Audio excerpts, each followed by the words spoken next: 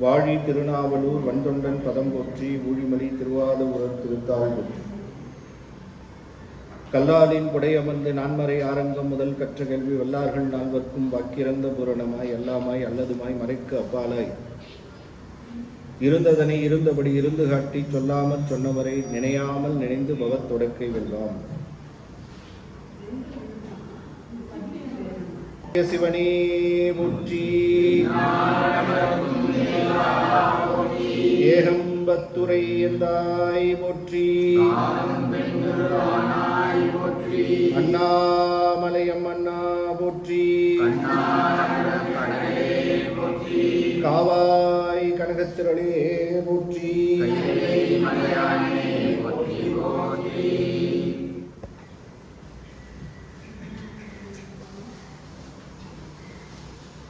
எல்லாம் வல்ல முருகப்பெருமானுடைய திருவருளினாலே கூடியிருக்கின்ற அடியார் திருக்கூட்டமாக அவங்களுடைய பொன்னார்த்திற்கு அடியனுடைய சிறந்தாழ்ந்த வணக்கங்களை முதற்கண் தெரிவித்துக் கொண்டு சைவ பாட வகுப்பிலே 7வது தொகுதியிலே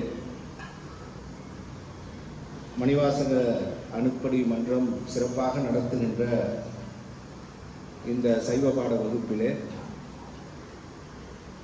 தொடர்ந்து சைவ சித்தாந்த நூல்களை சிந்தித்து வருகின்ற அந்த முறையிலே நாம் இப்பொழுது இன்று முதல் சிவஞான போதம் என்ற அருள் ஞான நூலினை சிந்திக்க திருவருள் கூட்டியிருக்கிறது. இதற்கு முன்னே பார்த்த நூல்கள் எல்லாம் இந்த சிவஞான போதத்திற்கு அடிப்படையான கருவி நூல்கள். சிவஞான போதத்தை கற்க வருகின்ற பொழுது அதற்கு முன்னே கற்க வேண்டிய நூல்கள் என்பதாக முறை இட்டிருக்கின்றார் சிவஞான முனிவர். சிவஞான முனிவரினுடைய அந்த பேர் உரை என்று சொல்லக்கூடிய மாவாடியம் என்று சொல்லக்கூடிய உரையை அருளி செய்த ஒரு அற்புதமான ஒரு நூல் சிவஞான போதம். மெய்கண்டாரனுடைய முழுமையான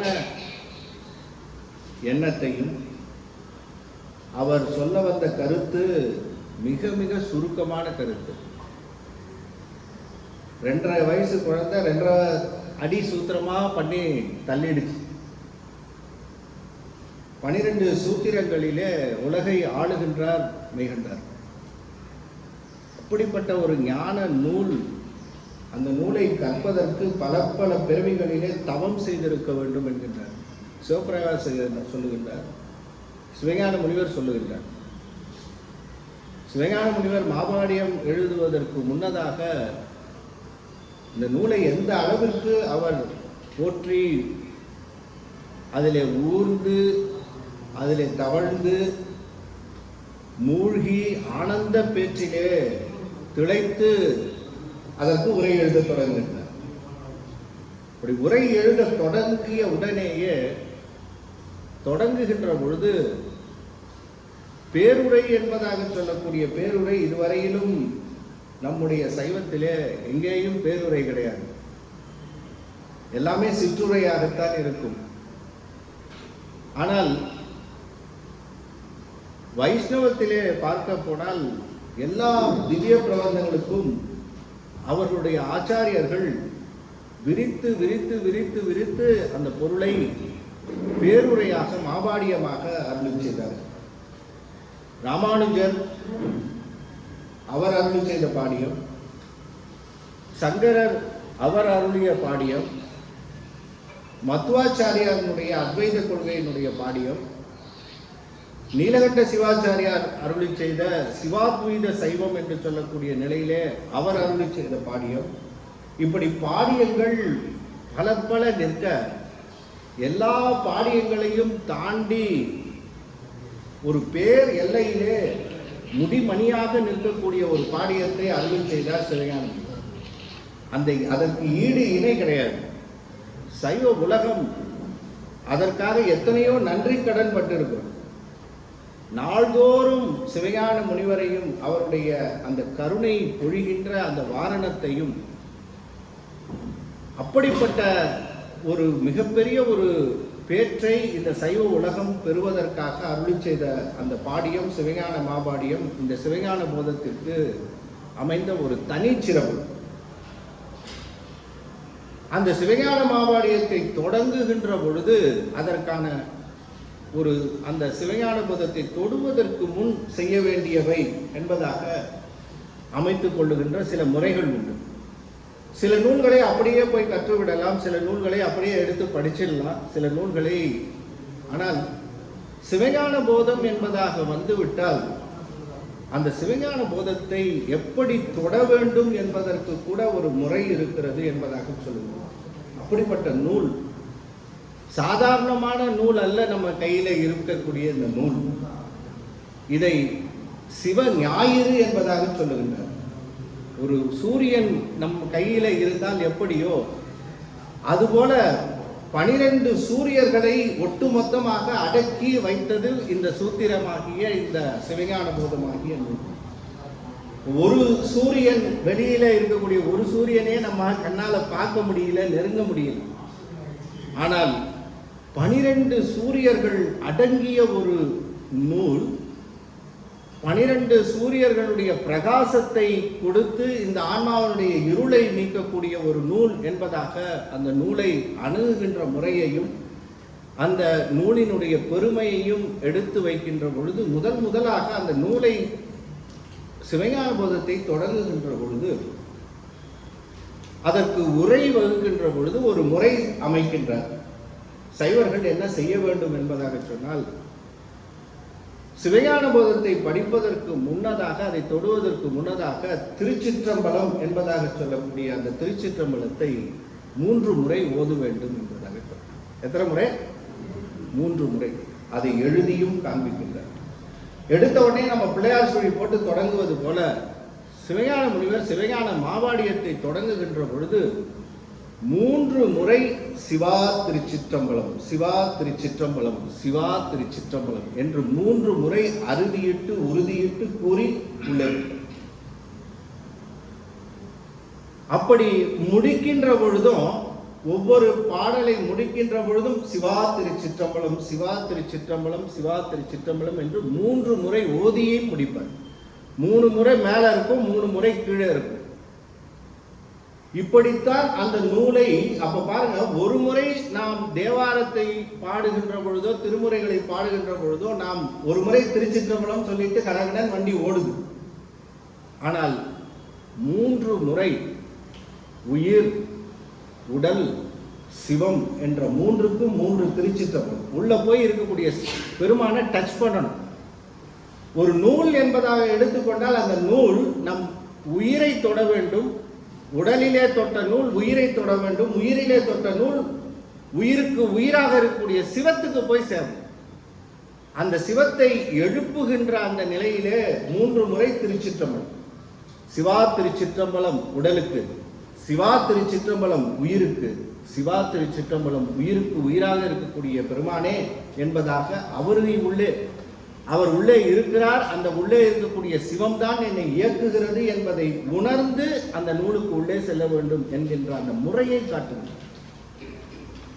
அப்படி எடுத்த உடனேயே அவர் தொடங்கிய அந்த பாடியத்திற்கு முதல் முன்னுரையாக முதல் ஒரு காப்பு செய்யுள் போல அந்த பாடியம் எனக்கு எப்படி விளங்கி தோன்ற வேண்டும், இந்த உலகமெல்லாம் எவ்வாறு உய்ய வேண்டும் என்று கருதிய அந்த நிலையிலே முதலாக அவர் அந்த 3 முறை திருச்சிற்றம்பலம் சொல்லிய பிறகு வைத்த திருப்பாடல் திருஞான சம்பந்தரினுடைய திருப்பாடல்.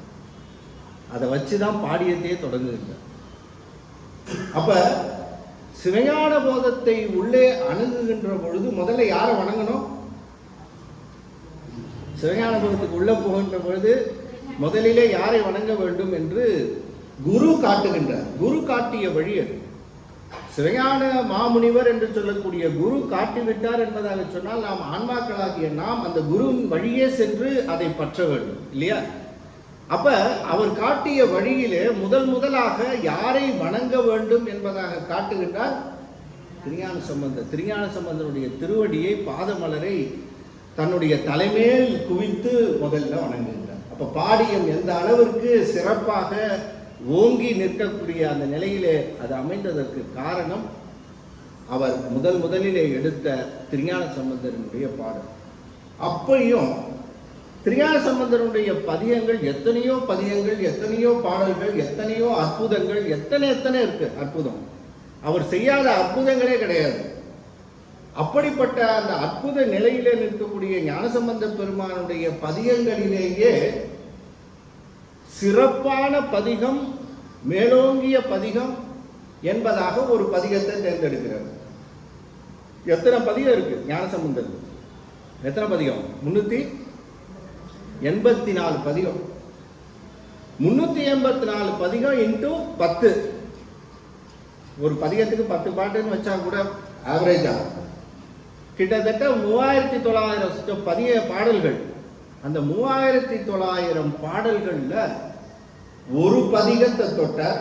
அந்த ஒரு பதிகத்தில் ஒரு பாடலை தொடுகின்றார். அப்ப ஞானசம்பந்தரனுடைய பதிகங்களிலேயே மிக உயர்ந்த நிலையிலே, மிக சிறப்பான நிலையிலே நிற்கக்கூடிய ஒரு பதிகம் என்பதாக சொன்னால் அவர் அருளி செய்த திருப்பாசுரம் என்ற பதிகம். இந்த பதிகம் தான் ஞானசம்பந்தரனுடைய பதிகங்களிலேயே அவருடைய வாழ்வு இந்த மண்ணுலகத்திற்கு வந்ததனுடைய பயன். பரசமய கோளரி என்று சொல்லக்கூடிய நிலையிலே அவர் மற்றைய சமயங்களினுடைய கருத்துக்களை பரசமய கோளரியாக இருந்து பரபக்கத்திலே அதை நிறுவி தன்னுடைய கொள்கையை நிலைநிறுத்துகின்ற ஒரு இடம் என்பதாக சொன்னால் அது ஆலவாய். அந்த ஆலவாயிலே வைகை கரையிலே ஏட்டை எதிர்நோக்க செய்த அந்த பதிகம் இரு நிலத்தோர்க்கு இது பொருள் என்பதாக ஏடு காட்டுது. இந்த ஏடு ஏட்ட போட்டா தண்ணியில அடித்து கொண்டு செல்லக்கூடாது என்பதுதான் ரூல். சட்டம் என்ன சொல்லுச்சு? நீயும் ஏட்ட போடு, நானும் ஏட்ட போடுறேன். யாருடைய ஏடு தண்ணியிலே அடித்து கொண்டு செல்லாமல் இருக்கிறதோ அவர்கள் வென்றவர்கள் தான் சொல்லி ரூல் ஆச்சு. ஆனா ஞானசம்பந்த பெருமானுடைய இந்த ஏடு தண்ணீரை அடிச்சிட்டு மட்டும் போகல, தண்ணீரை எதிர்கொண்டு சென்றது என்பதாக காட்டுகின்றார் தெய்வ சேக்கிழார். அப்ப எதிர்கொண்டு செல்லுகின்ற பொழுது அது என்ன சொல்லுதா? இரு நிலத்தோர்க்கு இது பொருள் என காட்டி. இந்த உலகத்தில் இருக்கிறவர்களுக்கெல்லாம் இந்த சிவம்தான் பொருள் என்பதாக காட்டிய திருப்பதிகம் எது? ஞானசம்பந்தர் காட்டினார் இது பொருள். தோடுடைய செவியன் விடையேறி ஓர் தூவன் மதிசூடி காடுடைய சுடலை பொடி பூசி என் உள்ளம் கவர் கல்வன் என்பதாக காட்டினார். ஞானசம்பந்தரை போல ஞானசம்பந்தருடைய பதிகம் ஒன்று காட்டுது. அது எந்த பதிகம்னா திருப்பாசுரம். அப்ப எந்த அளவிற்கு திருப்பாசுரத்தினுடைய சிறப்பு? ஆகவே திருப்பாசுரம் இறைவன் இலக்கணங்களை அந்த அளவிற்கு, இறைவன் இலக்கணம் என்ன என்பதாக ஒவ்வொரு பாடலிலேயும் இறை இலக்கணம், ஆன்ம இலக்கணம் அத்துணையும் சிறப்பாக வைத்து உபதேச மொழியாக அருளி செய்த திருப்பதிகம் திருப்பாசுரம். உபதேச மொழி. ஒரு குரு எவ்வாறு ஒரு சீடனுக்கு இருந்து உபதேசம் செய்கின்றாரோ அதுபோல குருவாக இருக்கக்கூடிய ஞானசம்பந்த பெருமான் முன்னே இருக்க வேண்டும் என்ற அவசியம் இல்லை. ஞானசம்பந்த பெருமானை நீங்கள் மனதால் எண்ணினாலே போதும், முன்னாடி வந்துடுவார். அப்படிப்பட்ட ஒரு ஞான குரு ஞானசம்பந்த பெருமான்.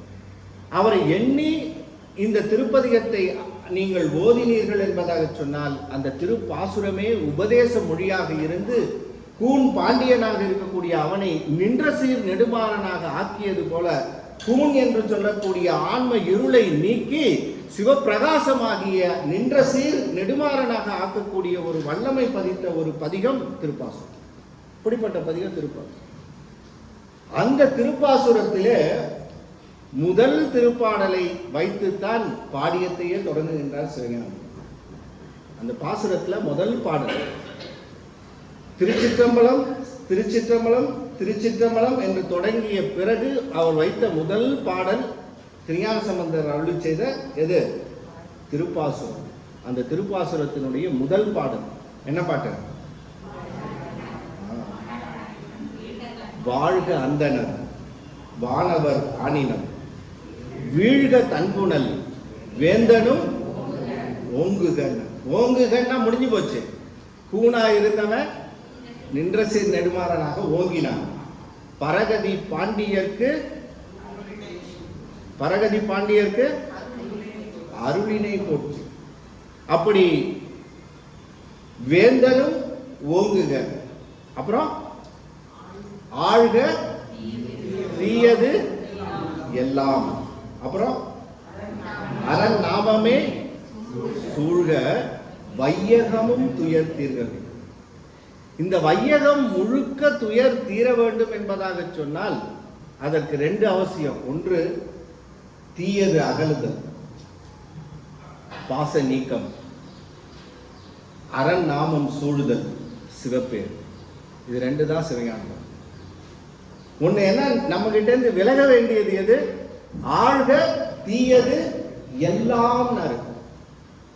தீயது 1 2 இருந்தா ரைட்டு, நம்ம கிட்ட எத்தனை இருக்கு? பஞ்சமே இல்லை. நல்லதுன்னா தேட வேண்டியதா இருக்கு. பேட் குவாலிட்டிஸ் சொல்லிட்டான்னு வச்சுங்களேன், எத்தனை இருக்கு அப்படின்றது எண்ண முடியாத அளவுக்கு. அது அத்தனைக்கும் காரணம் எது? இது அத்தனைக்கும் இந்த தீய நிலைக்கெல்லாம், தீயதுக்கெல்லாம் தீயதாக விளங்கக்கூடியது எது? இந்த தீயது வந்ததற்கான காரணம் என்ன? இந்த தீயது அத்தனையும் சேர்ந்ததுக்கு ஒரு ரீசன் இருக்கணும்ல. ரூட் காஸ் என்ன? நோய் நாடி, நோய் முதல் நாடி, அது தனிக்கும் வாய் நாடி வாய்ப்ப மொழிவதாம் சொல். அப்ப இந்த அத்தனை தீயதும் சேர்ந்திருக்கு. இதுக்கு என்ன ரீசன்? இது எதனால சேர்ந்தது? இந்த அத்தனை தீயதும் இதுக்கு யார் காரணம்? வினை பயனா? இந்த தீயதுக்கெல்லாம் ஒரு தீயவர் ஒருத்தர் இருக்கிறார். அத்தனை தீயதுக்கும் ஒரு காரணகர்த்தா ஒருத்தர் இருக்கார். யார் அவரு? மாயை ஒளிப்பொருள். சைவ சித்தாந்தத்தில் மாயை ஒரு கை விளக்கு. இருட்டில் இருக்கிற ஒருத்தனுக்கு ஒரு விளக்கு கொடுத்தால் எப்படி ஒரு பொருளானது தெரிகின்றதோ அதுபோல ஒரு மாயை என்பதை ஒன்தலை என்பதாக சொல்லுவார். மாயை எப்படி? மாயையும் கண்மமும் நமக்கு வந்த மருந்து. 2 நோய்க்கு மருந்து. நோய் இருக்குன்னு சொன்னா அதுக்கு மருந்து கொடுக்கணும்ல. அந்த மருந்தாக விளங்குவது எது? மாயையும் கண்மமும். ஆனா உண்மையிலேயே நோய் எது? அதுதான் முக்கியம். இந்த ஆணவத்தை விட்டு நம்ம எல்லாத்தையும் சொல்லிடுறோம். தீயவை என்று சொல்லக்கூடிய தீயவைக்கெல்லாம் தீயது அது ஒண்ணுதான் ரீசன். அந்த ஆணவம் என்று சொல்லக்கூடிய மா பேர் இருள் என்று சொல்லக்கூடிய அது இருக்கு பார்த்தீங்களா, அதுதான் மற்ற எல்லா தீயதுக்கும் அதுல இருந்து டெரிவேட் ஆகி கிளை கிளை கிளை கிளையா எத்தனை தீயது நீங்க எடுத்துக்கிட்டாலும் அத்தனை தீமைகளும் எதனால வருதுன்னா மேல போய் சேர்ற ஒரு இடம் எதுன்னு கேட்டீங்கன்னா அது ஆணவம். அப்ப ஆணவம் என்று சொல்லக்கூடிய ஆணவ நீக்கம் என்று சொல்லக்கூடிய பாச நீக்கத்தை ஆழ்க தீயது எல்லாம், ஆழ்க தீயதுன்னு மட்டும் சொல்லல, தீயது எல்லாம் எல்லாம் என்று சொன்னதுனால ஆணவம் கண்மம் மாயை என்று சொல்லக்கூடிய 3ம் எடுத்துக்கொண்டு, ஏன்னா இது 3மே நீங்கணும். அப்படி 3ஐயும் சேர்த்து ஆழ்க தீயது எல்லாம், 3 தீயதெல்லாம் போயிடுச்சுன்னா அப்புறம் என்ன நிற்கும்? எல்லா தீயதும் நீங்கிடுச்சுன்னா தீமை நீங்கியாச்சு. அப்ப நன்மை பொருள்ல தானே சேரணும். அப்படி அந்த நன்மை பொருளாக இருப்பதுதான் அரண்.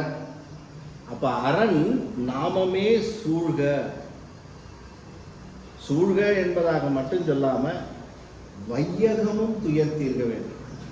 வையகம் என்பதாக சொன்னால் இந்த உலகம் முழுவதும், வெறும் தமிழ்நாட்டில் ஆலவாயில இருந்து மதுரையில இருந்து பாடிய பாடலாக இருந்தாலும் நோக்கம் என்ன என்பதாக சொன்னால் என்னது? இந்த உலகத்து உயிர்கள் அத்துணையும் உய்வு பெற வேண்டும். இந்த உலகத்து உயிர்கள் அத்துணையினுடைய தீமையும் நீங்க வேண்டும், நன்மை பெருக வேண்டும் என்கின்ற அந்த ஒரு திருப்பாடல், வாழ்க அந்தனர் என்ற அந்த திருப்பாடலை வைத்து தொடங்குகின்றார். அப்படி திருஞான சம்பந்த பெருமானுடைய திருப்பாசுரம். அதன் பிறகு அடுத்ததா 3 முறை திருச்சிற்றம்பலம் சொல்லி அதுக்கு அடுத்ததா ஒரு பாட்டு வைக்கிறார். என்னது? பாடியத்துக்கு முன்னாடி அதுக்கு அடுத்ததா இன்னொரு பாட்டு வைக்கிறார். என்ன பாட்டு? பாசுரத்துக்கு அடுத்தது. பாடியத்தை யாருக்கு தொட்ட மாதிரியே தெரியும். எங்களுக்கும் பாடியத்துக்கும் சம்பந்தமே கிடையாது சாமி. நாங்க சிவஞான போதம்னு சொல்லி சிவஞான போதத்துக்கு உள்ள போலான்னு தான் வந்தோமே தவிர,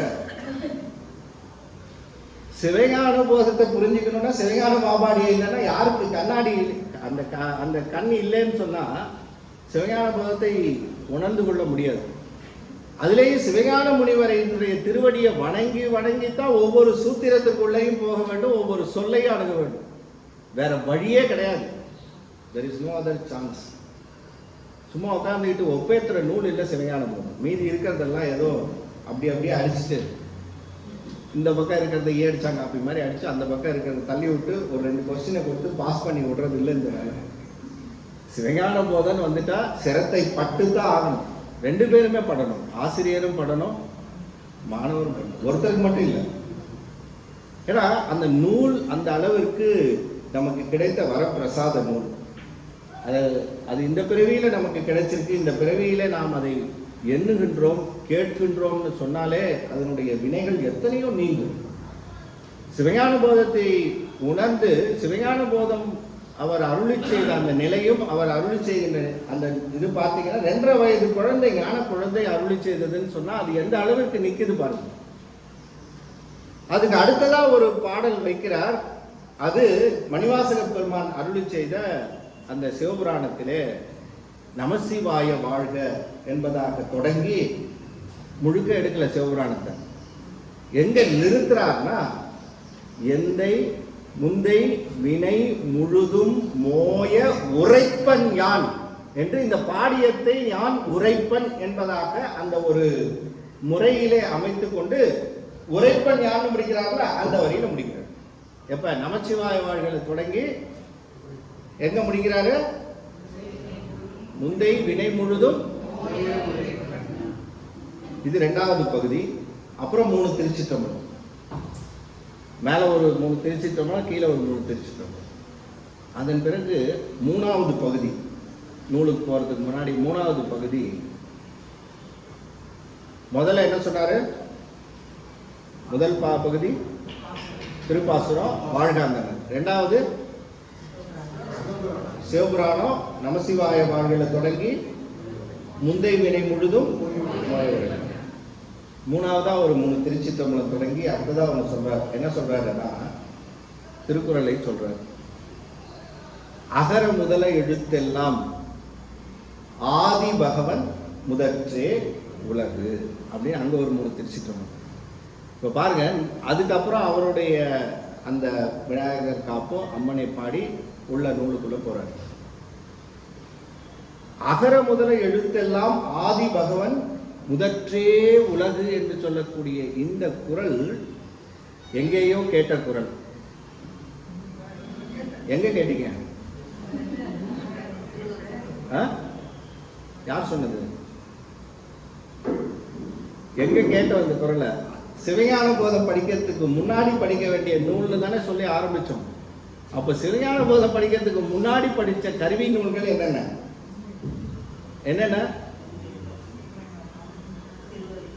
திருவருட்பயன் படிச்சோம் இல்லையா?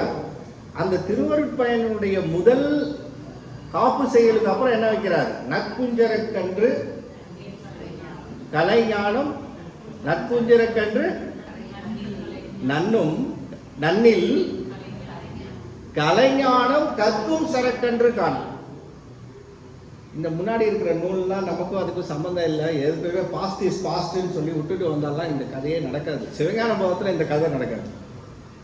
இப்போ ரெஃபரன்ஸ் நூலுக்கு உள்ள போயாகும். ஏன்னா மெயின் சப்ஜெக்டுக்கு உள்ள வந்ததுக்கு அப்புறம் ரெஃபரன்ஸ் புக்கு பண்ணலன்னு சொன்னா, ஒரு புக்கு படிக்கும்போது 4 புக்கு ரெஃபரன்ஸ் பண்ணாதான் அந்த ஒரு புக்கு புரியும் இல்லையா? அப்படியே கீழே கொடுத்துருப்பாங்க ரெஃபரன்ஸ் புக்ஸ்ன்னு சொல்லிட்டு. இருக்கா இல்லையா?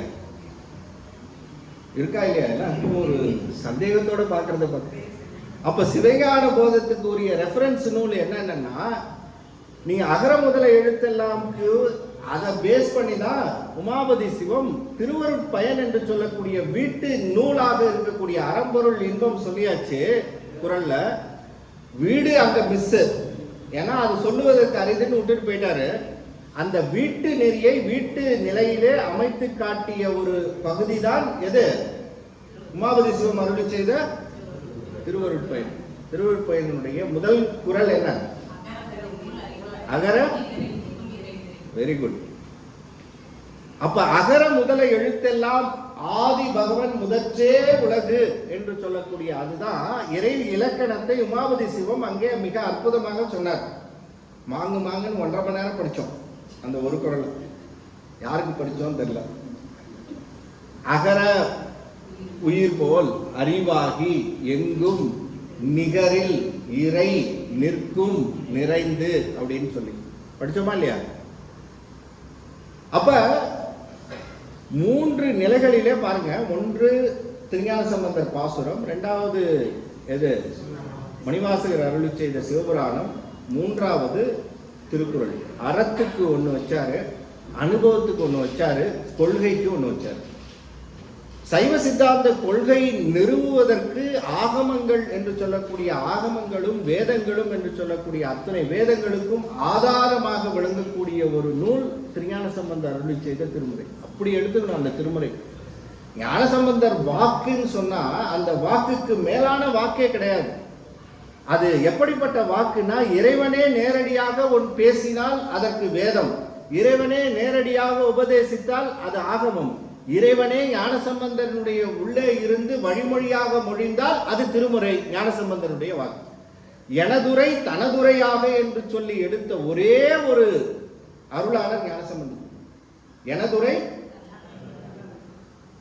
ஞானசம்பந்தர் சொல்றார், இளமையங்கோட்டூர் திருப்பதிகத்தில் சொல்றார், எனதுரை தனதுரையாக சொன்னா அப்ப சிவபெருமான் அருளி செய்தது என்று சொல்லக்கூடியவைகள் தான் பிரமாணங்களாக விளங்கக்கூடியது. வேதங்களும் ஆகமங்களும் பிரமாணங்கள் என்று சொல்லக்கூடிய நிலையிலே இந்த ஞானசம்பந்தர் வாக்கு பிரமாண நூலாக இருக்கக்கூடிய, பிரமாணமாக ஆகமமாக இருக்கக்கூடிய வாக்கு என்பதற்காக திருப்பாசுரத்தை முதல்ல வச்சார். அது கொள்கை விளக்கம். கொள்கை விளக்கத்திற்கு அடுத்ததாக அந்த மணிவாசக பெருமானுடைய வாக்கு அங்கே வந்தது. அது அனுபவ வாக்கு. அனுபவ விளக்கத்திற்கு வெறும் கொள்கையை மட்டுமே சொல்லிட்டு போயிருந்தோம்னு வச்சுக்கங்களேன், அனுபவமே இல்லாம அது பயன்படாமல் போகும். எந்த ஒரு கொள்கையையும் சொல்லுகின்ற பொழுது அந்த கொள்கையிலே நின்று அதை அனுபவிக்க வேண்டும். அப்படி சைவ சித்தாந்தம் என்று சொல்லக்கூடிய கொள்கையை நிறுவினால் மட்டும் போதாது, நின்று அனுபவித்த நிலை என்று சொல்லக்கூடிய நிலை மணிவாசக பெருமானுடைய நிலை. அந்த அனுபவத்திற்கு அடுத்ததாக அதை வச்சார். 3வது அறம் என்று சொல்லக்கூடிய அந்த அறத்தை பெருமான் எவ்வாறு வகுத்து கொடுக்கின்றார். வகுத்தான் வகுத்த வகையெல்லாம் கோடி தொகுத்தார்க்கும் துய்த்தல் அறிந்து சார்பு உணர்ந்து சார்பு கெட ஒழுகின். ஒழுகின் என்ன ஆகும்? சார்பு உணர்ந்து சார்பு கெட ஒழுகின். திருக்குறள் தான் அது. நீங்க பார்க்குற பார்வையை பார்த்தா நான் ஏதோ ஒரு அவுட் ஆஃப் சப்ஜெக்ட் எங்கேயோ போயிடுறேன்னு. திருக்குறள்ல இருக்கக்கூடிய அந்த செய்தி வகுத்தான் வகுத்த வகையெல்லாம் கோடி வினை கொள்கை. அது நீங்க என்னதான் தொகுத்து வச்சாலும் என்ன சாப்பிடணுமோ, எந்த அரிசி உங்களுக்குன்னு எழுதி வச்சிருக்கோ அந்த அரிசி தான் உள்ள போகும், அந்த பருக்க தான் உள்ள போகும். அதுலேருந்து ஒரு பிட்டு இந்த பக்கம் மைக்ரோ இது போகாது, அந்த பக்கம் ஒரு போகாது. No tolerance. ஒரு 10 பருக்க எக்ஸ்ட்ராவாக கொடுக்கலாம். ப்ளஸ் ஆர் மைனஸ் 10ன்னு போடுறோம்ல, இந்த ப்ளஸ் ஆர் மைனஸே கிடையாது பெருமானுக்கு. நேரடியாக 10 அப்படின்னா 10 தான். வகுத்தான் வகுத்த வகையெல்லாம் கோடி தொகுத்தார்க்கும் துய்த்தல் அறிதுன்னாரு. எத்தனை வச்சிருந்தாலும் சரி, நீ என்ன அனுபவிக்கணும்னு எழுதியிருக்கோ அதுதான் பெருமான் உனக்கு அனுபவிக்கும். இது என்ன கொள்கை? இது சைவ சித்தாந்த கொள்கையா இல்லையா? இல்லையா? எங்க இருக்கு? இல்ல இது எங்க இருக்கு? இந்த திருக்குறள் தானே இருக்கு. அப்ப திருக்குறளை நாம பார்க்கின்ற அந்த அகர முதல எழுத்தெல்லாம் அவர் கொடுத்ததுக்கான ரீசன் என்ன அப்படின்னு சொன்னா, திருக்குறளிலே இருக்கக்கூடிய சைவ சித்தாந்த கொள்கைகள் அத்தனையும் இருள் சேர் இருவினையும் சேரா, இறைவன் பொருள் சேர் புகழ் புரிந்தார் மாட்டு. இது சைவ சித்தாந்த கொள்கையை நிறுவுவதற்கு இதை விட வேற என்ன ஆதாரம் திருக்குறள்? அப்ப திருக்குறளை ஒழுங்கா படிச்சா சிவஞான போதம் தெளிவாக புரியணும். அப்போ இதுக்கு முன்னாடி படிக்க வேண்டிய நூல்கள்லாம் இதெல்லாம் படிச்சுட்டு வாங்க, நான் திருப்பி அனுப்பிச்சேன்னு வச்சுக்கேன். இப்போ நானும் ரெஸ்ட் எடுத்துக்கிட்டு இன்னும் ஒரு 2 மாதம் கழிச்சு திருப்பி போஸ்ட்போன் பண்ணலாம். இந்த திருவள்ளுவர் படிச்சிங்களா, யாரெல்லாம் படிச்சிங்க கை தூக்குங்க. 100 குறளும் தெரியுமா அப்படின்னா, இல்லை படிச்சுட்டே சொல்லணும். 100 குறள் தெரியுமா, 20வது குறள் சொல்லுங்க அப்படின்னா சொல்லணும். திருக்குறளை 17 உரையோட எல்லாத்தையும் படிச்சிங்களா, படிச்சாச்சு. இதெல்லாம் okay tick mark check box போட்டதுக்கு அப்புறம் எங்கே போகணும், எதுக்குள்ளே போகணும்? ஆனால் நம்ம ஷார்ட்கட்டில் வந்துட்டோம். இப்போ அது தெரிஞ்சிருச்சு அப்படின்னு ஒரு டிஃபால்ட்டாக நானும் அப்படி நினச்சிக்கிறேன். நீங்களும் எல்லாம் எனக்கு தெரியும் அப்படின்னு நீங்களும் நினச்சிக்கிறீங்க. இப்படி நினச்சாதான் வண்டி ஓடும். இல்லைன்னா எங்கே நிற்கும்னு சொன்னால் குருமரபு வாழ்க்கையிலேயே நிற்கும், அடுத்த ஸ்டெப்புக்கு போகாது. மெய்கண்டார் என்று சொல்லக்கூடிய அந்த மெய்கண்டாரினுடைய அந்த ஞான நிலை, அவருடைய வரலாறு என்று சொல்லக்கூடிய அந்த வரலாற்றை மிக சுருக்கமாக நாம் அந்த வரலாற்றை ரெஃப்ரெஷ் பண்ணிங்க. எல்லாருக்கும் மெய்கண்டார் வரலாறு தெரிஞ்சிருக்குல்ல, தெரியும்ல. மெய்கண்டார் அப்பா பேர் என்ன, அவர் பிறந்த ஊர்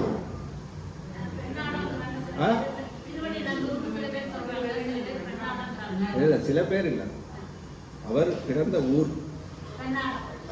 அவ்வளோதான். இந்த சில பேர் பெண்ணாகணும், சில பேர் இந்த டவுட்ஃபுல் இதுவே வேணும். நம்ம சாஸ்திரம் நம்மளுடைய வரலாறு என்ன சொல்லுது, ஆணித்தரமாக சொல்லக்கூடிய கருத்து, பெண்ணாகடம் என்ற ஊர்ல அவதரித்தவர் யாரு, மெய்கண்டார். அப்பா அச்சுத கலப்பாளர். அவர் பேர் அச்சுத கலப்பாளர்னு பேரு. மரபு என்ன, மரபு என்ன மரபு, வேளாளர் மரபு. சரி, இப்ப வேளாளர் மரபுன்னு சொல்றீங்க. இந்த கலப்பாளர்னு என்று சொல்லக்கூடிய அந்த கலப்பாளர்னா என்ன, அச்சுத கலப்பாளர்னு அந்த சர்நேம் கலப்பாளர்னு ஒரு சர்நேம், அச்சுத கலப்பாளர்.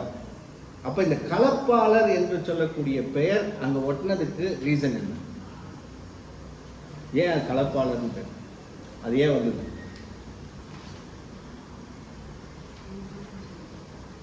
தெரியுமா? கலப்பாளர் என்ற அந்த சொல் வீரத்தின் அடிப்படையில கொடுக்கப்பட்ட சொல். அவங்க மரபு வேளாளர் மரபு. இருண்ட காலத்திலிருந்து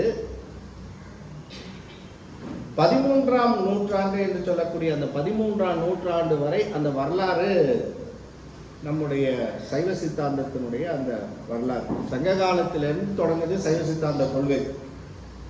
திடீர்னு மெய்கண்டார் தான் ஒரு 12 சூத்திரத்தை கொடுத்து சைவ சித்தாந்த கொள்கை இதுதான் அப்படின்னு இந்த உணர்வத்துக்கு கொடுக்கல. சைவ சித்தாந்த கொள்கை என்று சொல்லுவது என்று நம்முடைய மொழி தோன்றியதோ, என்று நாதம் தோன்றியதோ, அந்த நாதம் எப்பொழுது இந்த உலகத்திலே தோன்றியோ அப்பொழுதே சைவ சித்தாந்தம் என்று சொல்லக்கூடியது உயிரோட்டமாக இருப்பது. அதை கொள்கை விளக்கமாக ஒரு நூலாக அமைத்து கொடுத்து அதை வழிபடுத்தியவர் மெய்கண்டார். அதுக்கப்புறம் அந்த ஒரு கைலாய மரபு என்று சொல்லக்கூடிய மரபு வந்து, அப்ப அந்த கைலாய மரபு எப்படி வந்தது? அந்த கைலாய மரபு ஏன்னா மெய்கண்டார் என்று சொல்லக்கூடிய அந்த மரபு என்ன மரபு? திருக்கைலாய மரபு. அது ஏன் திருக்கைலாய மரபுன்னு சொல்றோம்?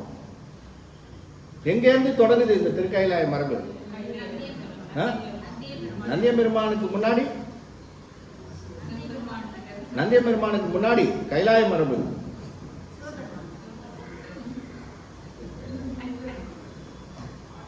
முதல்ல சொரூப சிவம் என்று சொல்லக்கூடிய நிலையிலே இருக்கக்கூடிய அந்த சிவமானது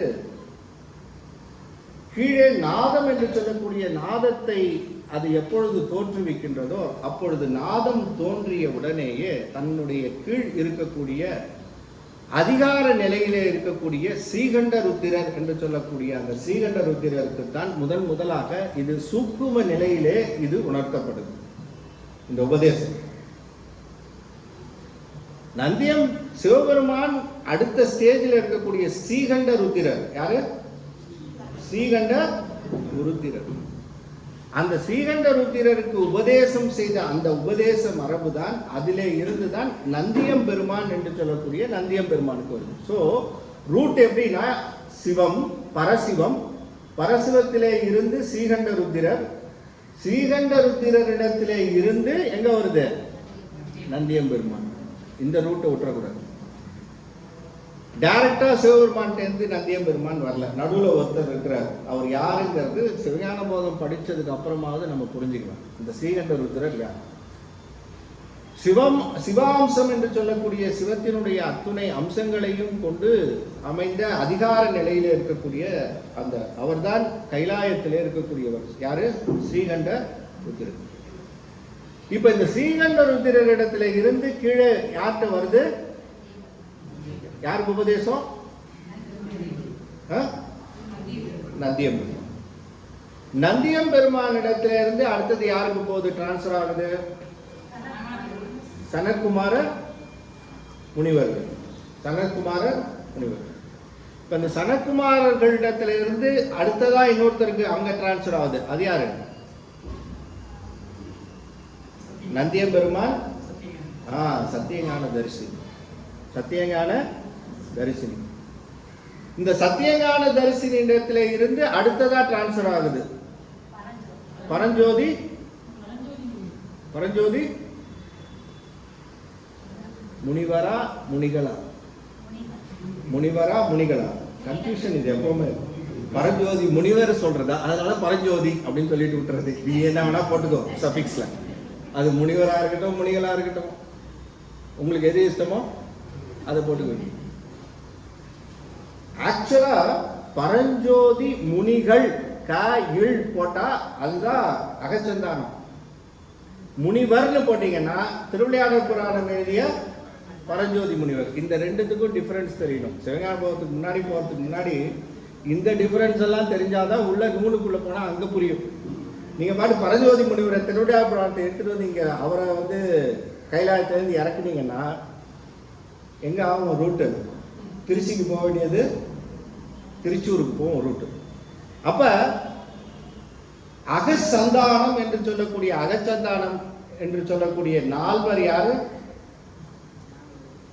நந்தி, நந்திய பெருமான், சனற்குமாரர், சத்தியஞான தரிசினி, பரஞ்சோதி முனிகள். இப்ப கொஞ்சம் சத்தமா சொல்லல.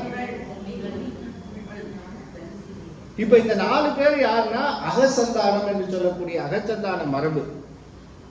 இவர்கள் படிச்சிட்டு இருக்கிற யூனிவர்சிட்டி கைலாய யூனிவர்சிட்டி கைலாயத்தில் இருக்கு, மண்ணுலகத்தில் இல்லை.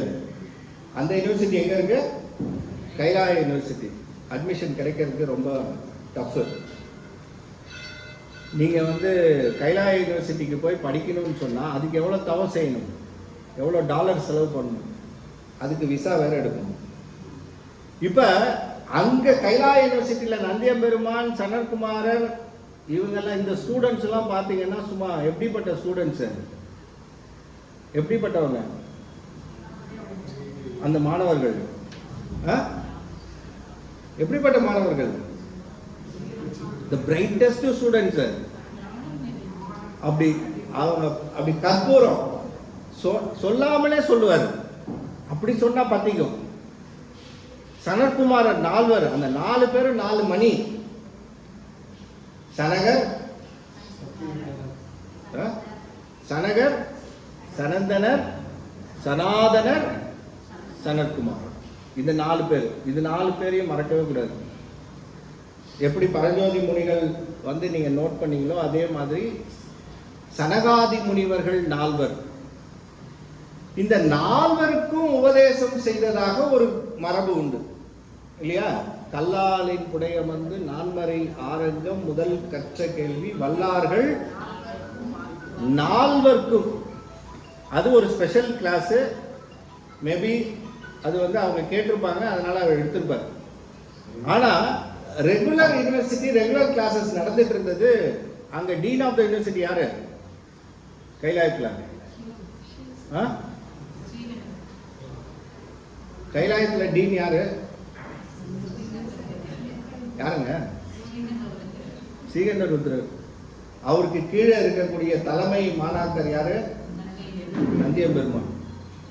நந்தியம்பெருமான் ஒழுங்கா அவர்கிட்ட கேட்டதுனால தான் அடுத்ததா இருக்கிறவங்க கிட்ட பாஸ் ஆன் பண்ண முடிஞ்சது. கேட்டது ஒன்று சொல்றது ஒன்றா இருந்ததுன்னா என்ன பண்ற சொல்லுங்க. இப்போ சொல்ற செய்தியை நான் உங்ககிட்ட சொல்றேன். இந்த சொன்ன செய்தியை அப்படியே உள்வாங்கிய செய்தியை இன்னொருத்தருக்கு நீங்க சொல்லணும்னு சொன்னா நீங்க முதல்ல கரெக்டா உள்வாங்கணுமா இல்லையா? இங்கேயே தகராறுனா உள்ள போனது அப்புறம் அடுத்தவங்களுக்கு போகும்போது எப்படி போகும்? Communication gap.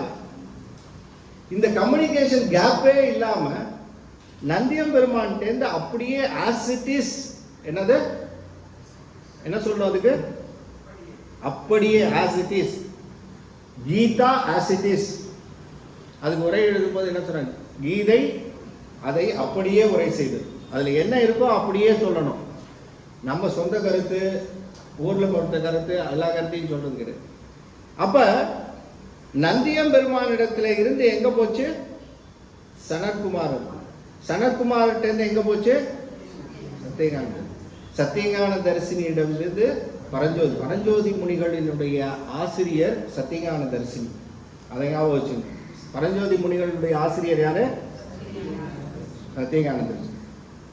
இப்ப களப்பாளர் என்று சொல்லக்கூடிய களப்பாளர் என்பவர்கள், களப்பிரர் என்று சொல்லக்கூடியவர்கள் சைவத்திற்கு மாறான எதிர்கொடி பிடித்தவர்கள். இவங்க தான் ரொம்ப டேஞ்சரானவர்கள். களப்பிரர் பற்றிய வரலாறு இலக்கியத்திலேயும் வரலாற்று செய்திகளாகவும் பல செய்திகள். இந்த களப்பிரர்களை ஓட ஓட விரட்டி நாடு வெளியேற்றிய ஒரு தொகுதியினர் அந்த வேளாள மரபினை சார்ந்த ஒரு பகுதி. அந்த மரபிலே வந்தவர் அச்சுதர். ஆகவே களப்பிரர்களை வென்று அவர்களை வென்றவர்கள் என்பதனாலே அவர்களுக்கு களப்பிரர்களை வென்றவர்கள் என்பதனாலேயே அவர்களுடைய பெயருக்கு பின்னே களப்பாளர் என்று சொல்லக்கூடிய பெயரை அவர்கள் வைத்தார். இப்ப களப்பாளர் என்று சொல்லக்கூடியவர்கள் களப்பிரர்களை அவருடைய கொள்கைகளை முறியடித்து அவர்களை நம்ம நாட்டிலிருந்து வெளியேற்ற செய்த ஒரு வீர நிலையில நின்றவர்கள். அவ்வளோ டேஞ்சர் களப்பிரர்கள். களப்பிரர் பற்றி பாருன்னா அது ஒரு தனி சப்ஜெக்டாக தான் நம்ம போய் பார்க்கணும். அதனால களப்பிரர்கள் யார் அப்படின்னு கூகுள் சர்ச் போட்டிங்கன்னா களப்பிரர் பற்றி ஒரு செய்தியே வரும். அப்ப அச்சுத களப்பாளர், அப்ப அவருடைய தவம், அவர்களுடைய மரபிரண்டும் சைவ நெறி வழிவந்த கேண்மையினார். எப்படிப்பட்ட கேண்மை? மரபு இரண்டும் சைவ நெறி வழிவந்த கேண்மை. அம்மாவும் அப்பாவும் நல்ல தவம் செஞ்சிருந்தாதான் குழந்தை எப்படி இருக்கும்? அந்த இடத்துல தவமுடைய குழந்தை பிறக்கும்.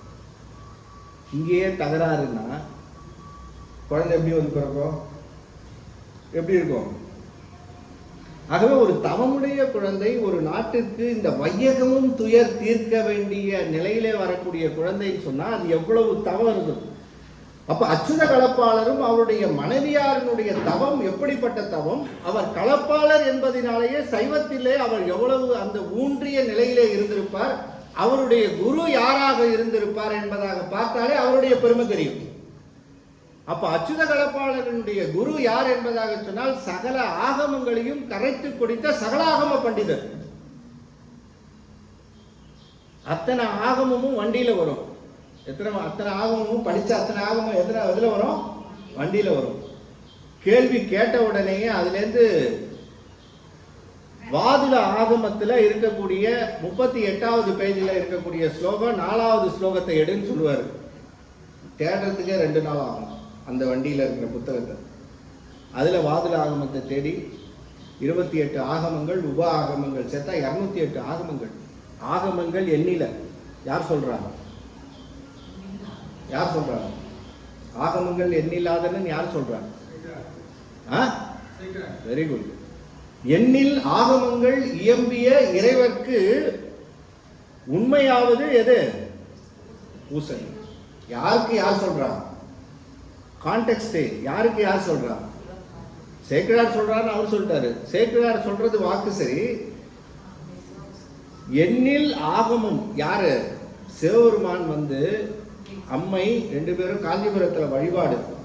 அதில் அங்கே சொல்கிறாராம், நீங்க அறத்தை வளர்த்து இங்கே வழிபாடு செய் என்பதாக இத்தனை ஆகமங்கள் 208 ஆகமங்கள்ல சொன்ன ஒரே கடைசி ஜிஸ்ட் என்னன்னா சிவபூசை செய்து சிவ வழிபாடு செய்தல் என்பதுதான். அப்படி முடிச்சிட்டார் சுருக்கமா, ஒரே வரியில முடிச்சார். யாரு? சிவபெருமான். அப்ப இந்த ஆகமங்கள் என்று சொல்லக்கூடிய அத்தனை ஆகமங்களையும் கரைத்து குடித்த சகலாகம பண்டிதர் என்று சொல்லக்கூடிய அவர்தான் இவர்களுடைய குலகுரு. யாருக்கு? அச்சுத கலப்பாளருக்கும் அவருடைய மனைவியாருக்கும். இப்ப இந்த 2 பேருடைய வாழ்விலே ஒரே ஒரு குறைதான். என்ன குறை? என்ன குறை? குழந்தை பேரில்லை. அப்ப குழந்தை பிறக்க வேண்டும் என்பதாக சொன்னால் அங்க தவம் இருக்கணும், அந்த குழந்தை பேச்சிற்குரிய வாய்ப்பு இருக்கணும். அப்பதான் அந்த குழந்தை பிறக்கும். அந்த வாய்ப்பு இல்லைன்னு சொன்னா வாய்ப்பை உண்டுலாம் பண்ண முடியாது. இந்த பிறவியில குழந்தை பேர் இல்லை என்பதாக தீர்மானிச்சுட்டா அந்த தீர்மானத்துக்கு பிறகு நீங்க என்னதான் முயற்சி பண்ணாலும் அந்த குழந்தை பேரு என்பது கிடைக்கவே கிடைக்காது. அது பெருமானுடைய வரம் இருந்தால் மட்டும்தான் குழந்தை பேரு கிடைக்கும். அச்சுத கலப்பாளருக்கு அவருடைய மனைவியாருக்கு இந்த பிறவியில குழந்தை கிடையாது. ஆக்சுவலா பார்க்க போனா அவருடைய இந்த பிறவியில பெருமானுடைய ரிஜிஸ்டர் படி அவங்களுக்கு குழந்தை பேரு இல்லை. குலகுரு வந்தார் ஒரு நாள் வீட்டுக்கு. அவருடைய திருவடியை 2 பேரும் வணங்கினாங்க. வணங்கிய பிறகு மீண்டும் அவருக்கும் தெரியும், அச்சுத கலப்பாளருக்கும், இவ்வளவு நாள் நம்ம வணங்கியும் வரலையே குழந்தை பேருனா ஏதோ சம்திங் ராங். அப்ப அந்த பேர் குழந்தை செல்வம் என்பதாகிய பேர் எப்படிப்பட்ட பேர்? அது ஒரு வாழ்வு என்பதாக சொன்னால் அது நிறைவடைவது எதிலே என்பதாக சொன்னால் குழந்தை இருந்தால் மட்டும்தான் அந்த வாழ்வு நிறைவு பெறும். இந்த முன்னுலகத்தில் வந்து நாம் வந்ததனுடைய பயன் நிறைவேற வேண்டும் என்பதாக சொன்னால் ஒரு குழந்தை பேரு பெற்றால் மட்டும்தான் அது நிறைவேறும் என்று யார் சொன்னது?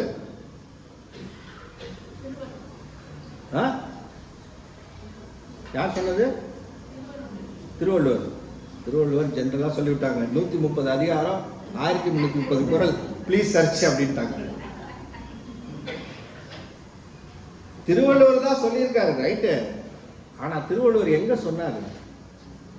மங்களம் என்ப, மங்களம் என்ப யார் மங்களம்? பக்கத்து வீட்டு அம்மாவா? மங்களம் என்ப மனை மாட்சி, இல்லறம்தான் வாழ்வுக்கு மங்களம். இதுக்கப்புறம் ஒரு சுப்ரீம் கோர்ட் தீர்ப்பே கிடையாது. இதுக்கப்புறம் நீங்க வந்து இதை அப்பீல் பண்றதுக்கான பாசிபிலிட்டியே இல்லை. அப்படியே கோல்டன் பிளேட்ல பொறித்து வைக்க வேண்டிய ஒரு சொல் வச்சுட்டார். மங்களம் என்ப மனைமாட்சி. அடுத்த பகுதி தான் ரொம்ப முக்கியம். அதுக்கு அடுத்தது என்ன? அதற்கு நன்கலம். நன்கலம் எது? நன்மக்கள் பேர். அப்ப மங்களம் மனைமாட்சியா இருக்கிறதுக்கு ரீசன் என்ன அப்படின்னா அங்க என்ன இருக்கணும்? குழந்தை இருக்கணும். குழந்தை பேரு பெற்ற பிறகுதான் என்ன ஆச்சு? அது நன்கலமாச்சு. இல்லைன்னா என்ன கலமா இருக்கும்? அவ்வளவுதான். மங்களம் என்ப மனைமாட்சி, நன்கலம் நன்மக்கள் பேர். அப்ப இன்னொரு குறள்ல சொல்றாரு, குழந்தையினுடைய அந்த பிஞ்சு குழந்தை கூழ் வச்சிருக்கு. அந்த கூழ்ல அந்த குழந்தை வந்து அந்த பிஞ்சு கை தெரியாம அப்படி அந்த கூழ்ல பட்டுருந்தான். அந்த கை அது பட்ட உடனேயே அந்த கூழ் அது குழப்பிச்சு இல்லையா? அந்த கூழை குடிக்கின்ற பொழுது வருகின்ற சுகம் இருக்கு பாருங்க, அது இந்த உலகத்திலே இல்லாத சுகம்ன்றார் திருவள்ளுவர். அனுபவிச்சு சொன்னாரா, அனுபவிக்காம சொன்னாரா? இது சொல்லணும்னா அனுபவிச்சவங்க மட்டும்தான் சொல்ல முடியும். அனுபவிக்காதவங்க சொல்ல முடியுமா? அப்ப எந்த அளவிற்கு அந்த குழந்தை பேற்றை அனுபவிச்சிருக்கிறார் பாருங்க. அப்ப அதனாலதான் அச்சுத கலப்பாளர் சொல்றார், எதுதான் இருந்தாலும் மங்களம் மனைமாட்சியா இருக்கு, அங்க நன்கலமே இல்லை. வீட்டுல நிம்மதி இல்லை. 2 பேரும் ஒருத்தர் எவ்வளவு நேரம் பார்த்துக்குவீங்க? மூணாவது ஒரு ஆள் இருந்தால் தான் அட்லீஸ்ட் டைவர்ஷன் ஆகும். இல்லைன்னா கணவன் முஞ்சிய மனைவி பார்க்கறது, மனைவி முஞ்சிய கணவன் பார்க்கறது. எவ்வளோ நேரம் பார்க்க முடியும்? எவ்வளோ நேரம்? அந்த நேரம் வரல நான் காஃபி குடிக்கிறேன்.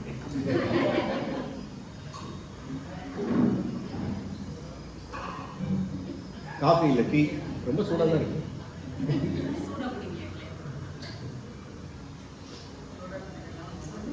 கொஞ்சம் ஆரட்டும். இப்போ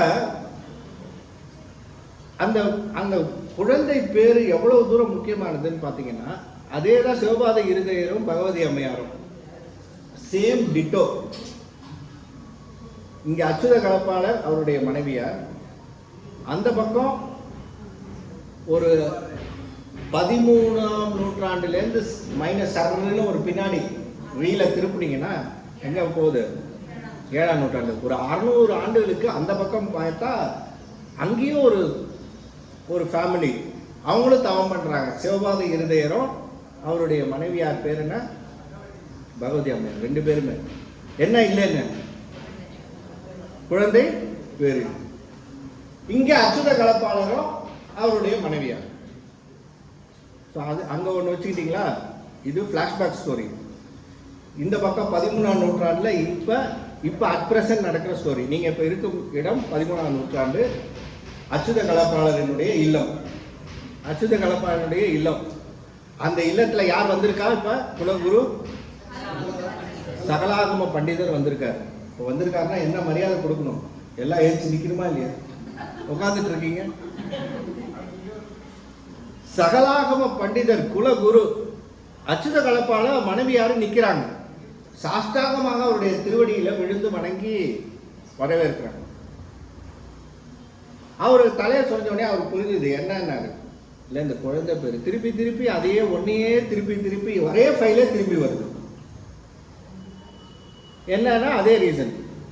அவரும் பார்த்தார், சரி என்னால் முடியாது, உனக்கும் தெரியும் குழந்தை இல்லைன்னு, எனக்கும் தெரியும் உனக்கு குழந்தை இல்லைன்னு சொல்லிட்டு பெருமாண்டே கேட்டுருவோம் அப்படின்னு சொல்லிட்டு திருமுறை ஓலைச்சுவடி எடுத்துட்டு வந்தாரு. ஓலைச்சுவடி எடுத்துட்டு வந்தாங்க. பட்டு நூலை சாத்தினார்.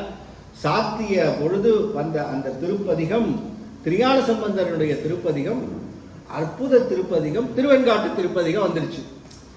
சரி, திருவெண்காட்டு திருப்பதிகம் தான் வந்தது. வந்த திருப்பதிகத்தில் இருக்கக்கூடிய திருப்பாடல் குறிப்பு எது வந்திருக்கு அப்படின்னு சொன்னா அதுதான் அங்க பெருமான் திருவருள் குறிப்பு. இல்லை, ஏதோ ஒரு பாட்டு வந்திருக்கலாம்ல. அந்த பாடலும் வராம ஞானசம்பந்தனுடைய வாக்கிலே பேயடையா பிரிவு எய்தும் பிள்ளையினோடு உள்ள நினைவு ஆயிரவே வரம் பெறுவர். பேய் அடையா பிள்ளையினோடு உள்ள நினைவு ஆயினவே வரம் பெறுவர். ஐயுற வேண்டா ஒன்றும். தர்மபுரம் பாடுவார். சும்மா அரங்கமே கண்ணீர் மழையா இருக்கும். தமிழிசை சங்கத்தில் நான் அப்போ இன்ஜினியரிங் காலேஜ் செகண்ட் இயர் படிச்சுட்டு இருக்கேன். அவருக்கு தமிழ் இசை பேரறிஞர்னு பட்டம் கொடுத்து சிறப்பு செய்த அது. அங்கே தமிழிசை சங்கத்தில் கச்சேரி. ஞானசம்பந்தர், நாவுக்கரசர், சுந்தரர், மாணிக்கவாசகர்னு 4 பகுதியாக பிரிச்சுட்டு 4 பேருக்கு 2 3 பாட்டு. அன்னைக்கு பார்த்தீங்கன்னா என்னைக்கும் இல்லாமல் அன்னைக்கு அந்த அரங்கம் அவ்வளவு அப்படியே அருள் நிறைந்து நின்றது. எனக்கு இன்னைக்கும் அப்படியே கண்ணுக்கு முன்னாடி நிற்குது. அந்த பாட்டு அத்தனையும் எனக்கு மனப்பாடம். நான் அதுக்கு முன்னாடி அந்த பாட்டை படிச்சிருக்கேனே தவிர முக்காவாசி திருமுறைகள் எனக்கு மனப்பாடானது தருமபுர சுவாமிநாதனுடைய ஐயாவுடைய கச்சேரி. அத்தனை கச்சேரியும் போனதுனால ஒரு கச்சேரி விட மாட்டேன். சிலதான் கேன்சல் ஆனது கூட போய் உட்காந்துட்டு வந்திருக்கேன். அத்தனை பாட்டு அப்படியே உள்ள மனசுல ஏறும். பேயடையா பிரிவு எய்தும் அப்படின்னு சும்மா பின்னாடி உட்கார்ந்துருக்கிற அத்தனை பேருடைய உள்ளத்தை அப்படியே போய் சும்மா தைக்கும். பிள்ளையினோடு உள்ள நினைவு ஆயினவே வரம் பெறுவர். ஐயுற வேண்டா ஒன்றும் வெண்காட்டு முக்குள நீர் தோய்வினையார் அவர் தம்மை தோயாவாம் தீவினையே. யார வணங்கினா? வேயனதோள் உமை பங்கன் வெண்காட்டு முக்குள நீர் தோய்வினையார் அவர் தம்மை தோயாவாம் தீவினையே. பேய் அடையா, பேய் அடையாது, பிடிச்சிருந்தாலும் விட்டுரும். ஞானசம்பந்தர் பதிகத்தை தொட்டா போதும், பேய் அடையாது. பேய் அடையா பிள்ளையினோடு உள்ள நினைவு ஆயினவே வரம் பெறுவர். கொடுத்துட்டார். ஞானசம்பந்தர் கொடுத்ததுக்கு அப்புறம் நாமெல்லாம் யாரு? அங்கேருந்து சிவபெருமான் பார்க்குறாரு, யோ சகலாம பண்டிதரே, நானே லிஸ்ட்டில் வந்து வினைக்கணக்கில் போட்டு வச்சிருக்கிறேன், குழந்தை இல்லைன்னு சொல்லிட்டு நீ பாட்டுக்கு எங்கேயாந்தியா விட்ட அப்படின்னு. எனக்கு அதெல்லாம் தெரியாதுப்பா, ஞானசம்பந்தர் பாட்டு வந்துருச்சு, என்ன பண்ணுவீங்கன்னு தெரியாது. கனவிலே எழுந்தருளுகின்றார் சிவபெருமான். யார் கனவுல? யார் கனவுல? சூதகலப்பாடு கனவுல.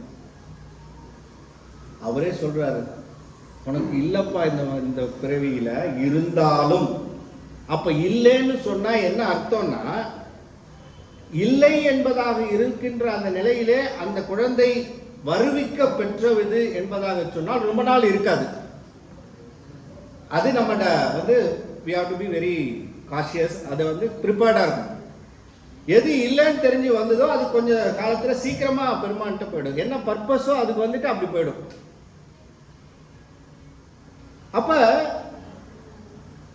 வர்ற பர்பஸ் என்ன அப்படின்னு பார்த்தா, பிள்ளையினோடு உள்ள நினைவு ஆயினவே வரம் பெறுவர்னாரு. சரி, பெருமான் ஞானசம்பந்தனுடைய வாக்கு. ஆகவே முக்குள நீரிலே நீராடி பிள்ளை பேரு உமக்கு வாய்க்குன்னு சொல்லி பெருமான் வந்து ஞானசம்பந்தர் வாக்குக்கு முன்மொழிந்தார். அவ்வளவுதான். அவர் கொடுக்கல, பெருமான் கொடுக்கல. யார் கொடுத்தது? ஞானசம்பந்தனுடைய உபதேச மொழி, அவருடைய வாக்கு. அப்ப எந்த அளவிற்கு ஞானசம்பந்தனுடைய வாக்கு பலிக்கும் பாருங்க. திருப்பாசுரம் எப்படிப்பட்ட பாசுரம்? ஓங்குகன்னா அது வியங்கோள் வினைமுற்று. தமிழ்ல வியங்கோள் வினைமுற்று அம்மாவுக்கு நல்லா தெரியும். த பவர்ஃபுல் வேர்டு எதுன்னு சொன்னா தமிழ்ல வியங்கோள் வினைமுற்று. வாழ்க வியங்கோள் வினைமுற்று. ஒருத்தரை வாழ்கன்னு சொல்லி தமிழ்ல வாழவும் வைக்கலாம், ஒழிகன்னு சொல்லி அவனை உண்டு இல்லாமல் பண்ணும். அந்த வியங்கோள் வினைமுற்றுக்கு மட்டும் அவ்வளவு மந்திர சக்தி உண்டு. வெல்க, வாழ்க, ஓங்குக. அப்ப சொன்னாலே ஓங்குகன்னு நாம சொன்னாலே மந்திர மொழியா இந்த தமிழ் பழிக்குதே. திருஞான சம்பந்தர் ஓங்குகன்னு சொன்னா எப்படி ஓங்கும்? அப்ப அந்த மொழியினுடைய சிறப்பு எப்படிப்பட்டது? பேய் அடையா பிரிவு எய்தும் பிள்ளையினோடு உள்ள நினைவு ஆயினவே வரம் ஐயுற வேண்டாவும். வேயனதோள் உமை பங்கன் வெண்காட்டு முக்குள நீர் தோய்வினையார் அவர் தம்மை தோயாவாம் தீவினையே. அப்படிங்கிற அந்த பதியத்தினுடைய முதல் பாட்டு என்ன? இப்ப நான் தாராளமா காப்பி குடிக்கிறேன், ஒருத்தரும் சொல்ல மாட்டீங்கன்ற ஒரு தைரியம். கண்காட்டு நுதலான். கண்காட்டு நுதலான் யாருக்கு முழுமையா தெரியும் சொல்லுங்க? அந்த பாட்டு யாருக்கு முழுசா தெரியும்? உங்களுக்கு தெரியுமா? சொல்லுங்க. இல்ல, கண்காட்டு நுதலான் மட்டும் சொல்லுங்க. இல்ல கண்காட்டு நுதலான் நான் எப்படி சொல்றேன்?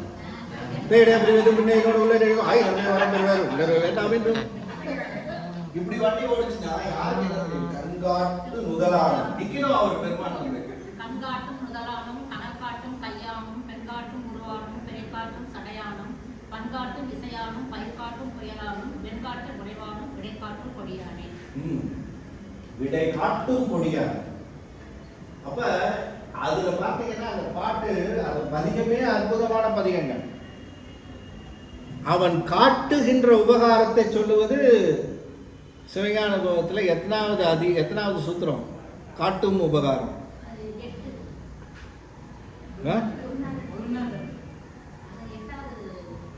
எட்டாவது. காட்டும் உபகாரம் சிவஞான போதத்திலே எத்தனாவது சூத்திரம்? என்ன சூத்திரமே போல உள்ள என்ன முதல்ல மங்கள வாழ்த்தை இன்னும் மங்களம் பாடல, மங்களம் என்ப மனைமாட்சியோட நிக்குது.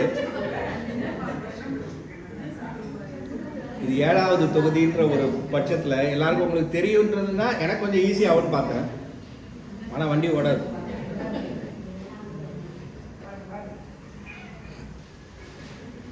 சரி, அதை விட்டுருவோம். இந்த உபகாரமே வேணாம். இப்போ விவகாரம் ஆயிடுச்சு. அதில் காணும் உபகாரம் ஒன்று உண்டு, காட்டும் உபகாரம் சொல்லியிருப்பார். காணும் உபகாரத்துக்கு ஒரு சூத்திரம் இருக்குது, காட்டும் உபகாரத்துக்கு ஒரு சூத்திரம் இருக்குது. என்ன சூத்திரம் அப்படிங்கிறத மனசில் இப்போ வச்சுங்க, வரும்போது பார்த்துக்கணும். இப்போ அந்த உபகாரத்தை சொல்றார். கண் காட்டும், எல்லாம் காட்டும் காட்டும் காட்டும். நன்று உடையானை, தீயது இல்லானை, நரை வெள்ளேறு ஒன்று உடையானை. எல்லாம் ஆணையா வரும். உமையொரு பாகம் உடை ஆணை, சென்றடையாத திரு உடையானை, சிராப்பள்ளி குன்று உடையானை, கூரையன் உள்ள குளிரும். அத்தனை ஆணையை போட்டாருங்க. அப்ப இந்த வழிபாடு என்று சொல்லக்கூடிய அந்த வழிபாடு அக்னி தீர்த்தம், சந்திர தீர்த்தம், சூரிய தீர்த்தம், முக்குள நீர், இந்த 3 முக்குளத்திலே போய் இன்றைக்கும் வழிபாடு செய்து ஞானசம்பந்தர் இந்த பதிகத்தை பாடினா பிள்ளை பேரு நிச்சயமாக கிடைக்கும்.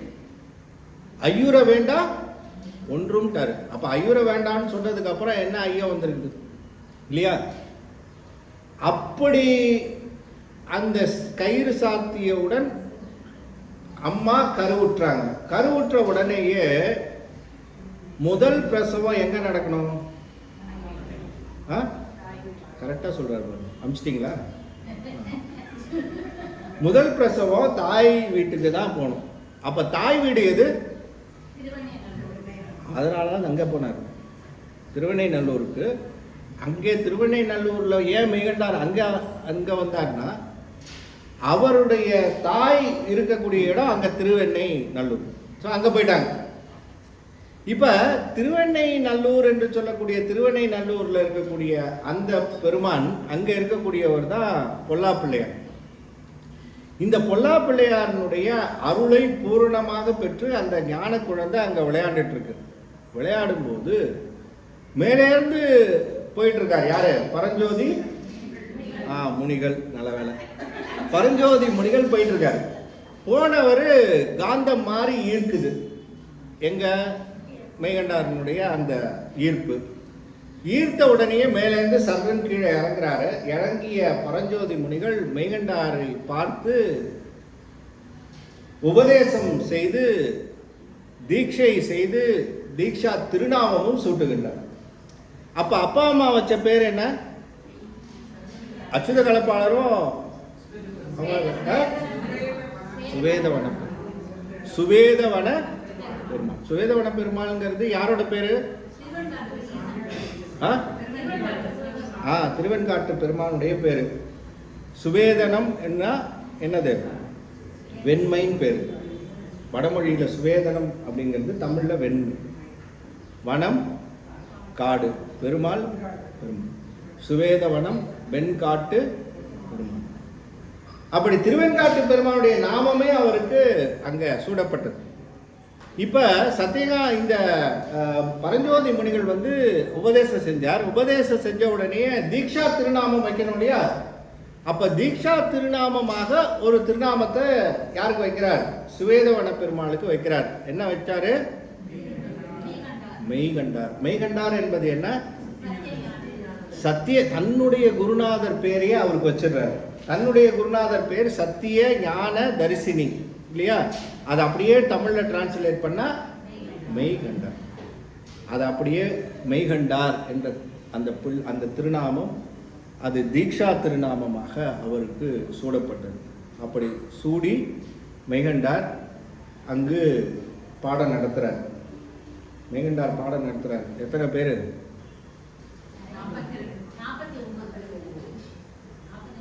இல்ல, எத்தனை பேர் இருக்கீங்க?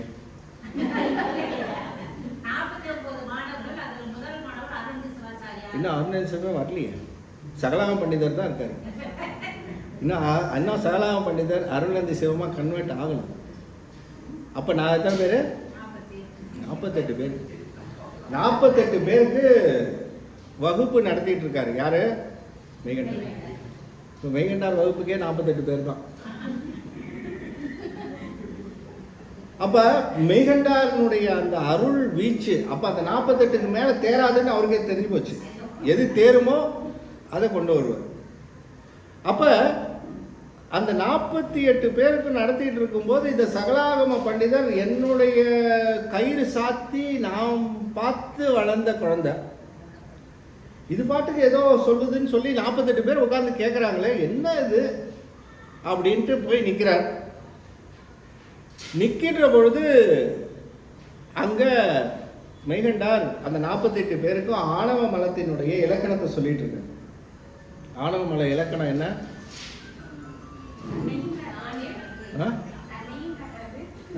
ஈஸியா சொல்லிட்டாங்க. இது எங்க வருது? இவங்களுக்கு எது அப்படி ஈஸியா இருக்குன்னா திருவருட்பயன். ஸோ ஒரு 1.5 வரியில் இருக்குன்றதுனால டக்குன்னு அங்கேயே முடிச்சிடலாம். ஒரு பொருளும் காட்டாது இருள் தன் உருவம் காட்டும், இரு பொருளும் காட்டாது இது, அதானே? Very good. ஆனா அங்க சொல்லல, அங்க சொல்லியிருக்காரு. ஆனா ஆணவத்தினுடைய இலக்கணம் எங்க சொல்லப்பட்டிருக்குன்னா, இதுக்கு முன்னாடி பார்த்தோம்ல எங்க? சிவபிரகாசம். சிவபிரகாசத்துல என்ன சொல்லியிருக்கு? இதெல்லாம் தான் பிரச்சனை. இப்ப சிவபிரகாசத்தை ரெஃப்ரெஷ் பண்ணணும், வேற வழியே கிடையாது. சிவபிரகாசத்துல ஆணவ மலத்தினுடைய இலக்கணம் என்ன சொல்லியிருக்கு? எத்தனாவது பாட்டு? ரெஃபர் பண்ணிடுங்க. இப்ப ஆணவ மலத்து இலக்கணத்தை சொல்லிட்டு இருக்கும்போது வந்து நிற்கிறார். அப்படி சகல ஆகம பண்டிதர் அத்தனையும், எத்தனை ஆகமங்களும் அத்தனையும் கரைச்சி குடிச்சவர் தான். அறிவு நிலையிலே உயர்ந்து நிற்கக்கூடியவர்களுக்கும் கூட அந்த இடத்துல அவர்களுக்கு தேவை என்ன என்பதாக சொன்னால், அந்த அனுபவ நிலை என்று சொல்லக்கூடிய அந்த அனுபவ நிலையை, அந்த மயக்கம் இருக்கும். அதை கொஞ்சம் அப்படி லேசா விளக்கிட்டா போதும், அவங்களுக்கு முழுமையான அந்த ஞானம் அமையும். இப்ப இருள் நீங்கிய நிலையிலே முழுமையான ஒரு அறிவு சார்ந்த நிலையிலே, சிவத்தையே சார்ந்த நிலையிலே நிற்கக்கூடியவர் தான் சகலாமணி. ஏன்னா அவரு கயிறு சாத்திய பொழுது அந்த பதிகம் வருதுன்னு சொன்னா அவருடைய தொடர்பு சிவத்திற்கும் அவருக்கும் இருக்கக்கூடிய தொடர்பு எப்படிப்பட்ட தொடர்பு இருக்கும்? சிவத்தையே நாள்தோறும் எண்ணி, சிவத்தையே நாள்தோறும் வழிபாடு செய்த அவருடைய அந்த பவர், சக்தி, அவருடைய இது எப்படி இருக்குன்னு சொன்னா அது எண்ணில் அடங்காத நிலையில நிற்கக்கூடியது. ஆனா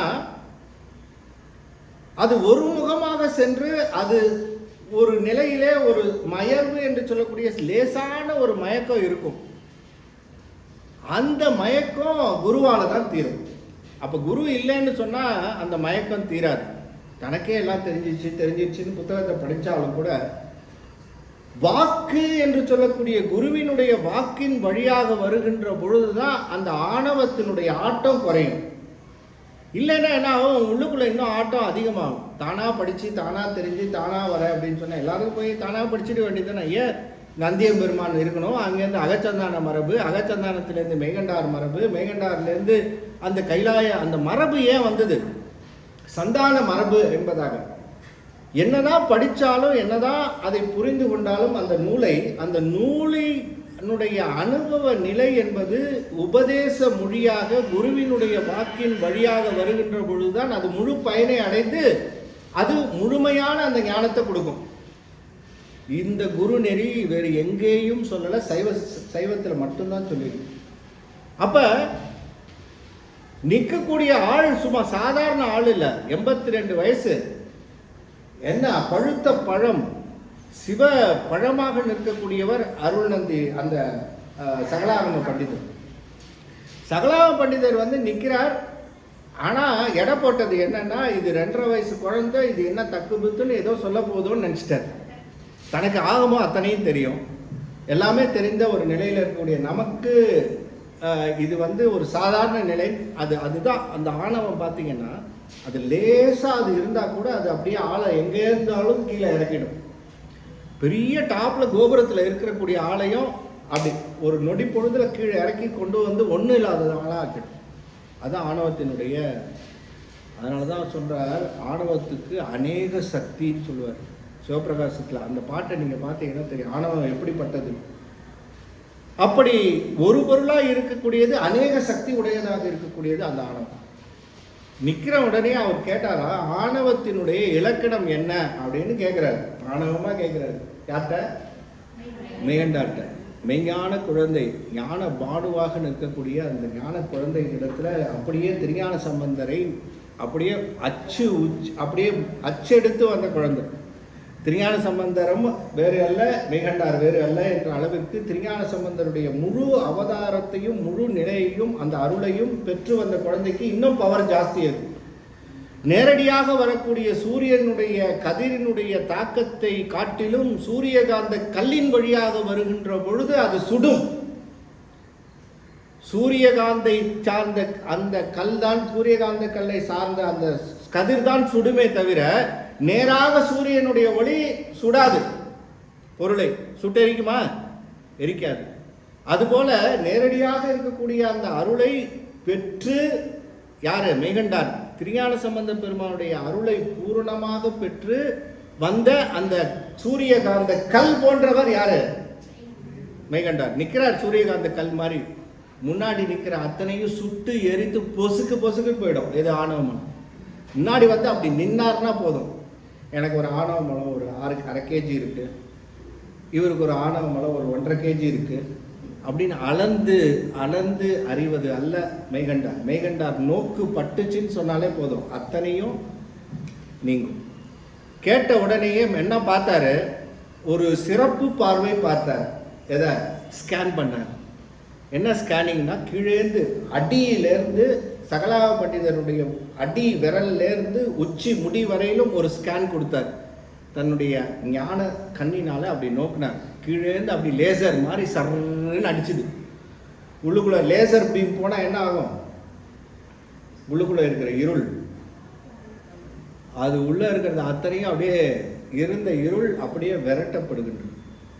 சாஷ்டாங்கமாக 82 வயசு முதிர்ந்த நிலையில் நிற்கக்கூடிய அந்த சகலாகம பண்டிதர் அத்துணையும் கற்று அத்துணையும் மிக உயர்ந்த நிலையில் இருக்கக்கூடிய சாஷ்டாங்கமாக 2.5 வயது குழந்தையாக இருக்கக்கூடிய மெய்கண்டாருடைய திருவடியிலே விழறார். இன்று முதல் தீட்சா நாமமாக அருள் நந்தி சிவம் என்ற அந்த தீட்சா நாமத்தை சொல்லி 48+1 அடிஷ்னல் ஒரு ஃபார்ம் ஃபில்அப் பண்ணு. அட்மிஷனுக்கு எத்தனாவது? 49ஓட சரி. இனிமேலாம் நம்ம அட்மிஷன் எடுக்க போகிறதில்ல. இன்ஃப்ளூயன்ஸ் வந்தாலும் there is no admission for Meykandar school. So மெய்கண்டாரனுடைய அந்த யூனிவர்சிட்டியில் இப்போ மேலே இருக்கிற கைலாய யூனிவர்சிட்டியை காட்டிலும் இங்கே இருக்கிற யூனிவர்சிட்டி ரொம்ப ஃபேமஸ் ஆயிடுச்சு. அங்கே நந்தியம்பெருமான், சனத்குமார முனிவர்கள், அப்புறம் சத்தியஞான தரிசினி ஸ்டூடெண்ட்டே இல்லாமல் உட்காந்துக்கிட்டு அவங்களே படிச்சுட்டு இருக்காங்க. மறந்துடக்கூடாது பாடம்னு. வாத்தியாருக்கு பாடம் மறந்துடும். ஸ்டூடெண்ட்டு வந்து இல்லைன்னு சொன்னால் என்ன ஆகும்? தான் படித்த பாடத்தை தானே மறந்துடுவாங்க. அதனால் ஸ்டூடெண்ட் இருக்கிற மாதிரியே நினச்சிக்கிட்டு சிவபெருமானை கொண்டு வந்து முன்னாடி நிறுத்தி நீ இருக்கப்பா சொல்கிறேன் பாடம்னு இப்படி சொல்லிகிட்டு இருந்தாங்களே தவிர, கீழே மெய்கண்டாருக்கு பார்த்தா சும்மா அப்படியே ஜெகஜோதியாக 49 மாணவர்கள், தலையாய மாணவராக அருள்நந்தி சிவம் அங்கே நிற்க மெய்கண்டார் பொல்லா பிள்ளையாருடைய பூரண அருளை பெற்று தொடங்குகின்றார் நூலை. அந்த உபதேச நிலையிலே தான், அந்த உபதேச வாக்காகத்தான் அருள் செய்த அந்த நிலை நம்முடைய சிவஞானம். இந்த சிவஞான போதத்துக்கு உள்ளே செல்லுகின்ற பொழுது இதற்கு அற்புதமான ஒரு பாயிரம் அமைத்திருக்கிறது. இந்த பாயிரத்திற்கு பிறகு என்னது? பாயிரத்துக்கு அப்புறம் மங்கள வாழ்த்தா? பாயிரம் அப்புறம் என்ன? கரெக்டு தாங்க. பாயிரம் காப்பு செய்யுள், காப்பு என்று சொல்லக்கூடிய அந்த மங்கள வாழ்த்தாக இருக்கக்கூடிய விநாயக பெருமான் மீது வாழ்த்து. அதுக்கப்புறம் என்ன? அது 3வது புக்கு வச்சிருக்கீங்களா இல்லையா? பார்த்தே சொல்லுங்க. அவை அடக்கம். இது 3ம் சிறப்பு பாயிரம், மங்கள வாழ்த்து, அடுத்தது அவை அடக்கம். இது ஃபர்ஸ்ட் செஷன் நம்மளுக்கு. இது 3த்தையும் முடிச்சாதான் உள்ளுக்குள்ள அடுத்தது நூற்பாவுக்குள்ள போக முடியும். இப்போ சிறப்பு பாயிரம் என்று சொல்லக்கூடிய சிறப்பு பாயிரம், இந்த சிறப்பு பாயிரத்தினுடைய ஒரு ஒரு கொள்கை, ஒரு சிறப்பு என்னன்னு கேட்டிங்கன்னா, இதை யார் செஞ்சதுங்கிறதுல டிபேட் நிறையா இதனுடைய ஆராய்ச்சிக்குரியதாக இருக்கு. இப்போ இந்த சிறப்பு பாயிரத்தை அருளி செய்தது யார், யார் செய்யலாம் அப்படின்றதுக்கு ஒரு